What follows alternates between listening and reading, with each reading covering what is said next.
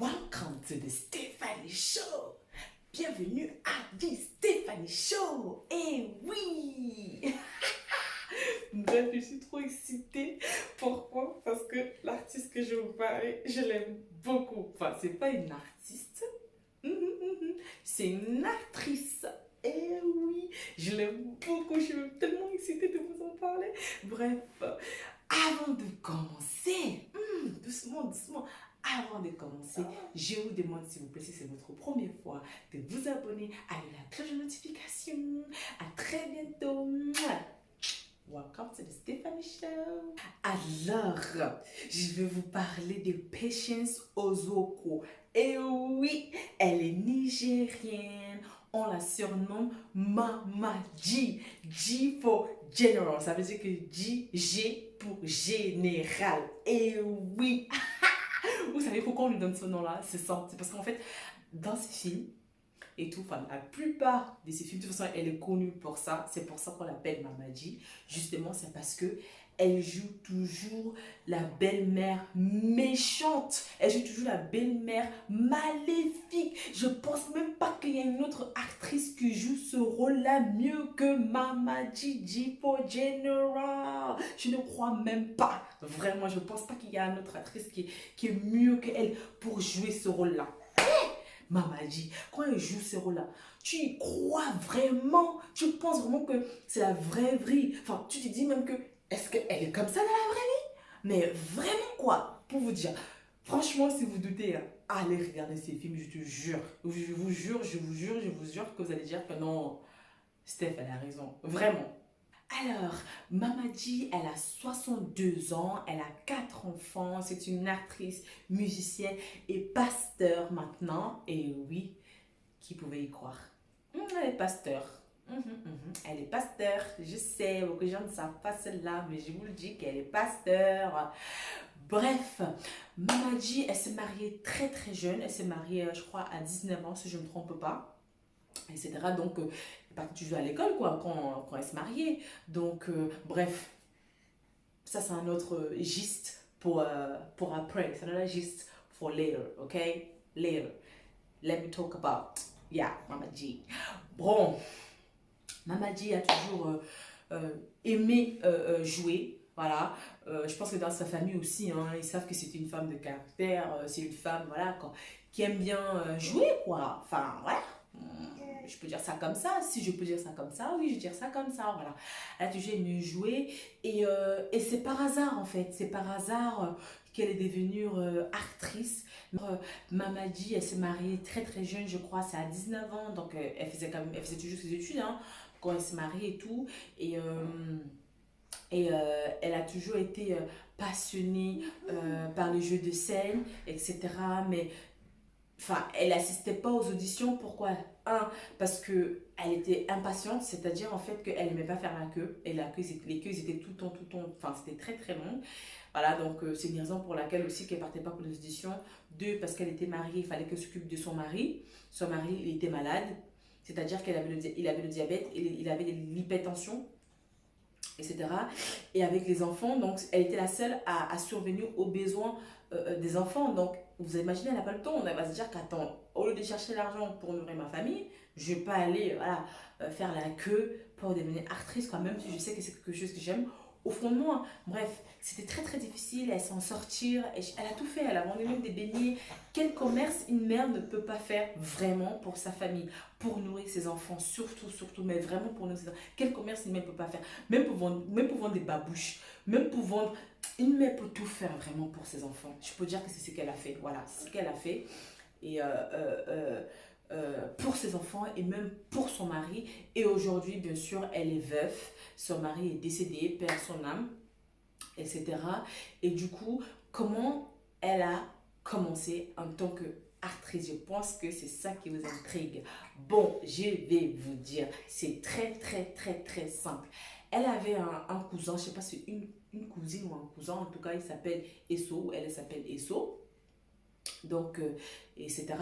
Et ils ont fait des études ensemble, hein. C'était des cousins ou des cousines qui ont fait des études ensemble, etc. Et lui ou elle, hein, bref, je veux dire lui, voilà.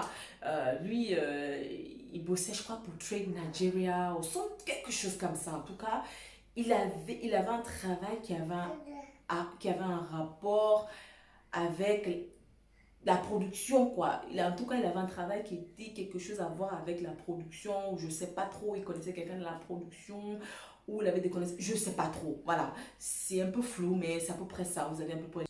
Comme je disais tout à l'heure, son cousin Esso a vu la situation, donc sa cousine, elle souffrait, c'était comme c'était difficile pour elle pour s'en sortir.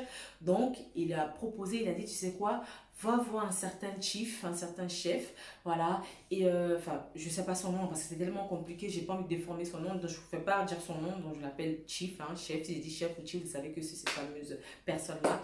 Donc, tout de suite, elle précipite, elle court, elle va voir cette chief, elle arrive là-bas à la production.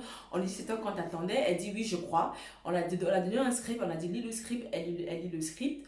On lui a dit t'as un pain traditionnel. Elle a dit oui. Enfin, pain traditionnel, c'est un pain quoi, mais du type nigérien. Bref, ils ont dit va chercher ta main tout de suite. Elle a dit non, pas sur moi, mais à la maison. Ils ont dit ok, va chercher à la maison, mais ça va te prendre combien de temps? Elle a dit je pense entre 40 minutes et 1 heure. Ils ont dit ok, va chercher. Donc elle est partie chercher, elle est revenue à la production. Elle a fait sa publicité, etc. Et ça s'est très bien passé. Ils étaient très très contents d'elle. Et justement, la personne qui a joué son mari dans cette publicité, il était chargé de faire 13 épisodes pour Soap NTA. NTA, je peux dire, c'est l'autorité de télévision nigérienne à l'époque. Enfin, il y en a toujours, hein, je crois, etc. Donc, il a dit, est-ce qu'on peut aller te déposer chez toi comme ça? Quand on aura besoin de toi, on viendra te chercher. Elle a dit oui, bien sûr. Donc, ils ont parti le déposer. Très rapidement, ils sont repartis pour chercher Mamadi justement pour qu'elle justement elle fait partie de ces 13 épisodes-là. Elle n'était pas là, elle était à l'école, etc. Donc dès qu'elle est revenue, voilà, on lui a annoncé que telle personne est venue te voir, etc. Il te propose du travail, bref. Et la personne en partant, il a écrit une carte, la direction, il a dessiné la direction, le chemin, comment elle peut faire pour le rejoindre au niveau de la production. Donc quand elle est arrivée, bah, bien sûr, comme tous des élèves, hein, on va prendre sa douche, on cherche quelque chose à manger, etc. Donc quand elle était assise pour prendre sa nourriture, pour manger tout simplement, on lui a dit ah oui, il y a telle personne qui est venue te voir, il a donné cette carte-là qu'on te donne, que tu peux le retrouver là, nanana, il s'appelle un tel, nanani, nanana. Donc tout de suite elle te voit, elle abandonne sa nourriture, hein, elle a même pas touché, elle a dit ah ouais, elle a tout abandonné, elle a couru, elle s'est précipitée justement, elle est partie là-bas et c'est comme ça que Mamadi est devenue actrice. C'est comme ça qu'elle est devenue G for General. Tout simplement comme ça. Pourtant, elle a toujours voulu devenir actrice, hein, mais juste à cause de la souffrance qu'elle passait dans son mariage, etc. Elle n'avait pas le temps de partir pour faire des auditions. Donc voilà, elle s'est dit, je passe des heures et des heures pour faire la queue et peut-être je ne vais pas être choisie. Ou je me débrouille pour les besoins, pour subvenir aux besoins de ma famille, puisque son mari, à l'époque, bah, il était malade, il avait de l'hypertension, il avait le diabète, donc il faisait tout le temps des crises. Enfin, il pouvait rien faire en fait. Donc c'est elle qui faisait tout. Elle faisait tout, elle faisait tout. Et justement, je profitais pour vous dire, Patience Ozoko, Mamadi, G for General, elle s'est mariée sans être heureuse. Voilà. Donc c'était un mariage, je peux dire, non, peut même pas peut dire c'était un mariage forcé. Elle n'avait pas le choix. C'était un mariage forcé, on lui a dit c'est comme ça, tu te maries. Donc elle s'est mariée avec quelqu'un qu'elle n'aimait pas. Elle a eu des enfants avec quelqu'un qu'elle n'aimait pas. Pourquoi elle a fait tout cela? Juste pour deux choses. Pourquoi pourquoi elle est restée dans le mariage? Et pourquoi elle a accepté? Elle a dit que c'était juste pour deux choses. Elle a dit qu'elle a accepté le mariage déjà parce qu'elle n'avait pas le choix. Elle est restée dans le mariage. Pourquoi? Parce que son père l'aimait tellement, elle ne voulait pas décevoir son papa. Deuxièmement, c'était pour ses enfants. Et elle a dit qu'elle croit au mariage, quand je dis elle croit au mariage, c'est-à-dire que pour elle, quand on se marie, on ne divorce pas. Donc, elle ne croit pas au divorce. Donc, pour elle, si on se marie, c'est for better or for worse, c'est-à-dire le pire ou le meilleur. Donc, c'est pour ça qu'elle est restée, surtout pour rendre la fierté à son père et surtout pour ses enfants. C'est pour ça qu'elle est restée dans ce mariage-là. Donc, elle ne regardait pas si je l'aime ou je ne l'aime pas. Non, ce n'était pas ça sa préoccupation. En fait, sa préoccupation, c'était il faut que je rende fière ma famille et surtout, je prends soin de mes enfants. Il faut que je sois forte pour mes enfants, etc. Donc, elle est entrée, enfin, elle s'est trouvée dans un mariage, donc elle ne voulait pas, elle n'a même pas épousé une personne qu'elle voulait. C'était un mariage forcé. Elle n'avait même pas le choix, surtout à son époque. Donc, vous pouvez imaginer, à son époque, c'était très, très, très, très, très difficile. Je pense que dû à sa souffrance pendant son mariage, les difficultés qu'elle a eues dans son mariage, etc., et d'élever ses enfants, etc. Donc, elle a, comment dire, je peux dire qu'elle a adopté temporairement, moi j'appelle ça l'adoption temporaire, c'est-à-dire que les jeunes filles qui tombent enceintes très très jeunes, c'est-à-dire elles les adoptent temporairement, elles s'occupent d'elles pendant la grossesse, après la grossesse, jusqu'à ce qu'elles se rendent compte en fait que ces filles-là sont assez matures et elles sont assez indépendantes pour prendre soin de ces enfants-là, alors elle les laisse partir. Elle a fait ça avec plusieurs enfants et même, il y a même certaines, et la plupart, hein, très souvent, elles payent aussi leur scolarité, etc. Donc, je pense que si elle fait cela, je pense que c'est aussi par rapport à ce qu'elle a vécu, etc. Donc, elle dit que enfin, beaucoup de gens négligent beaucoup les parents isolés. Voilà, il y a beaucoup de personnes qui négligent les parents isolés, même les femmes qui sont mariées, mais c'est elles qui font tout dans leur mariage. On les considère aussi comme des parents isolés et même de veufs aujourd'hui qui s'occupent toutes seules eux-mêmes de leurs enfants. Elles sont aussi considérées comme les parents isolés et que c'est très très très très difficile et beaucoup de gens ne se rendent pas compte comment c'est très difficile d'être un parent isolé. Donc c'est la raison pour laquelle justement elle aide ces jeunes filles-là quand elles tombent enceintes très très jeunes pendant la grossesse. Elle les aide pendant la grossesse et après la grossesse à avoir une certaine stabilité. Dès qu'elles trouvent qu'ils ont ces stabilités-là, elle les laisse repartir chez leurs parents et bien sûr de temps en temps elle les aide à payer leurs frais de scolarité, enfin les scolarités quoi tout simplement.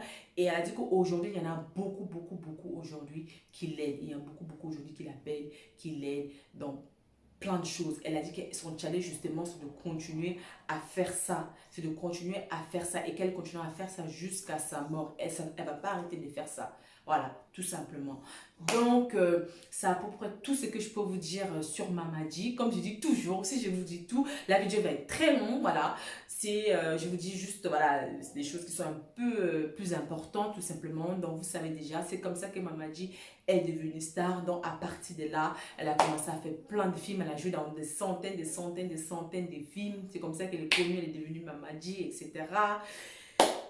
Et tout, donc voilà, elle a gagné beaucoup de prix, elle a eu beaucoup de nominations, elle est partout, elle est partout, elle est partout, elle est sollicitée de partout aussi. Il y a tellement de gens, je ne sais même pas s'il y a même un pays en Afrique qui ne la connaît pas, vraiment, mais pour de vrai. Et sans parler même de le continent africain, on parle de l'Europe, de l'Amérique, de partout, de partout, de partout, elle est connue de partout pour vous dire. Donc voilà, c'est à peu près tout ce que je peux vous dire sur Mamadi, G for General. Et oui, j'espère que la vidéo vous a plu, j'espère que vous avez appris quelque chose sur elle. C'est la fin de la vidéo. Je vous demande s'il vous plaît de vous abonner avec la cloche de notification. Et oui, et j'espère que la vidéo vous a plu, comme j'ai dit tout à l'heure. Et je vous demande s'il vous plaît, de me soutenir. Je vous demande s'il vous plaît de me soutenir. C'est pas facile, c'est très très difficile, voilà. Mais s'il vous plaît, abonnez-vous, commentez, mettez des pouces, franchement, s'il vous plaît, aidez-moi. Je vous aime, à très bientôt et à la prochaine vidéo. Je vous attends. Hein? I love you all. See you on my next video.